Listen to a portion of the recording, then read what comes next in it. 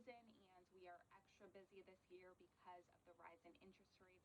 We're seeing a lot of people get into the market that have kind of been on the fence and they're watching the interest rates going up.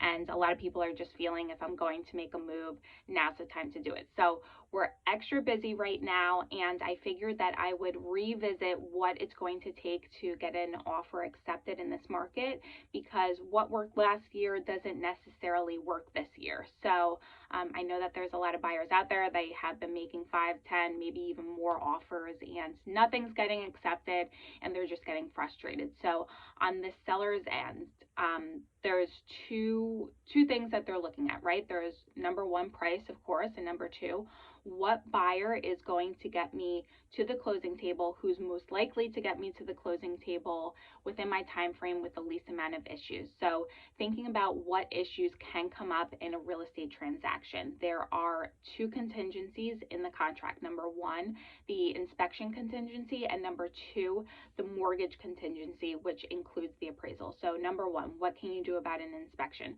I don't recommend waiving the inspection. Some people will do that. I would say at the very least, just limit your inspection to major issues only: structural, environmental, mechanical.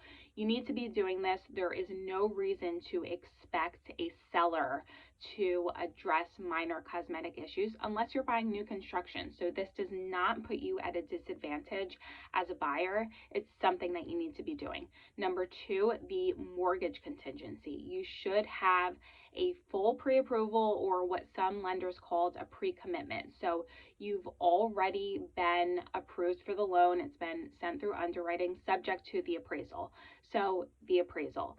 The accepted offers in this market, the vast majority of them have full appraisal waivers, which also means that you should be providing proof of funds that you can cover an under appraisal if it was to happen, along with your closing costs and your down payment. So I know that not everybody has the means to waive an appraisal, or they're not willing to, but unfortunately, that's what you need to do in today's market. It does not matter if you're doing everything else, if you're offering 100 grand above asking, if you're offering 200 grand above asking.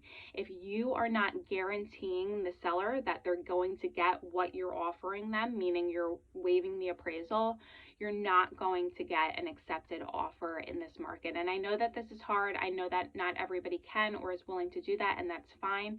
This is not the market for everybody, and the market's not always going to be like this. Hopefully this helps. If you have any questions, you could either send me a message, or my email address is stephanie.geist@century21.com.